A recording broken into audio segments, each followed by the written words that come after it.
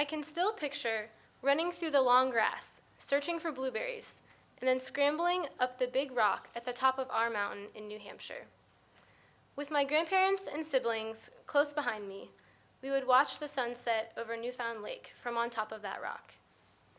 As I remember the wonderful summers I spent in New Hampshire, supported and loved by family, I feel incredibly blessed. I grew up the eldest of 4 children. I have a younger sister and 2 younger brothers. We are incredibly close, and they are my best friends.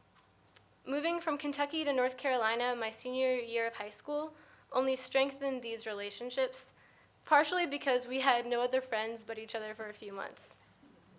But some of my best memories from my childhood were spent hiking, eating, and laughing with my family. It is through the relationship I have with my family that I realized how important helping others in the world truly is. I want everyone to feel the love and support that I have in my family. I grew up in a Christian home. I was baptized Lutheran, raised in a moderate Baptist church.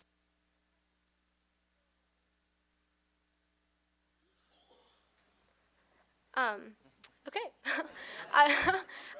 was baptized Lutheran, raised in a moderate Baptist church, and am technically still a member of the ecumenical congregation at Duke University Chapel. Faith was always central to our family life. My father teaches environmental theology at Duke Divinity School, and my mother develops and runs programs for faith leaders at Duke Divinity as well. By their own choice in careers, my parents showed us the importance of finding a career that made a difference in the world, yet also stemmed from our values. I knew that my faith would shape what I chose to do with my life, but I had no idea what that would look like. I was unsure how I could best put my faith in action. I attended college at the small liberal arts school of Furman University in Greenville, South Carolina. The very first course I took was a freshman seminar titled The Origins of Global Poverty. That course, more than any other, changed how I perceive the world. It challenged me to think about the complex issues of colonization, poverty, and globalization in an entirely new way. It led me to my majors in philosophy and political science with a minor in poverty studies. Attending Furman gave me several opportunities that would gradually show me how I could use my faith to work for social and environmental justice. For my poverty studies minor, I spent one summer working at Urban Ministries of Durham, a homeless shelter and service provider in Durham, North Carolina. I worked in many aspects of the organization, helping in the kitchen, serving meals, organizing the food pantry and clothing closet, doing intake on each client that came in to get services, and conducting a homelessness prevention survey for those facing eviction. While I learned so much that summer, I was most greatly influenced by the love and friendship extended to me by people who lived in the shelter and were in the drug and alcohol recovery program. That summer, I had a stress fracture in my shin, so I was wearing a cumbersome white boot on my left leg the whole summer. People in wheelchairs, people suffering from PTSD, and those facing enormous challenges of survival, much larger problems than my tiny stress fracture, went out of their way to ask how I was doing. It was amazing. I think I went into that summer expecting to help others, but never realized how much others would change me.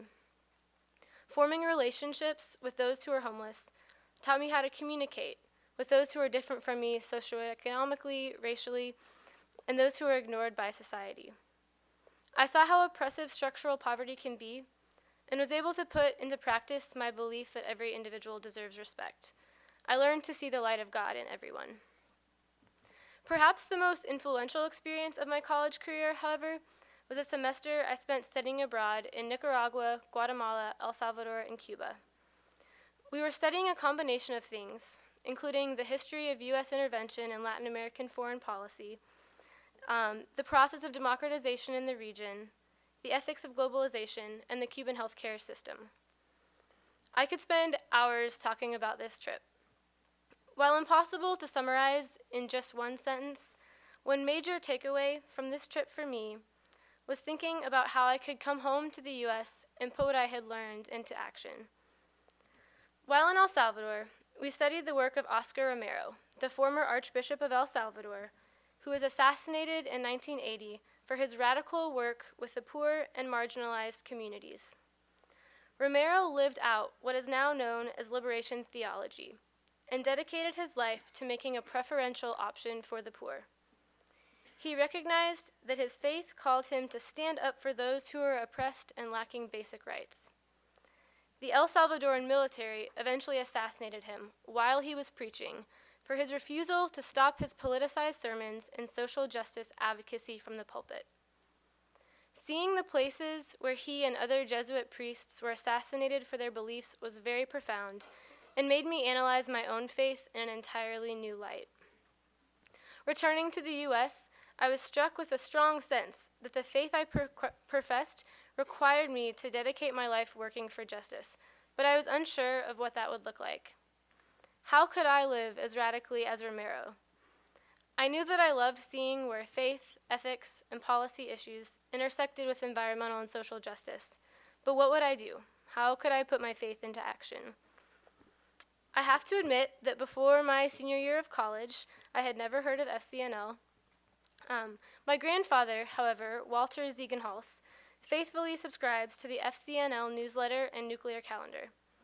My grandpa was a UCC pastor in Chicago during the Civil Rights era, and has always been active in social justice movements. Some of my earliest memories involve attending peace rallies with him and my family in Oak Park.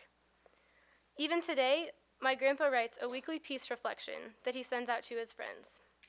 His dedication to seeking a world free of violence and war is inspiring. When he saw that FCNL was hiring program assistants, he thought the job sounded just like me. He was absolutely correct. In the end, it was through my family that I realized how I could put my faith into action. I feel so grateful to be working here at FCNL. I could not have imagined a better fit for myself. I can't believe I found an organization that uses faith to advocate for the policy changes that I wish to see. I am challenged by the work that I do. I work with incredible people who value each other's work and contributions.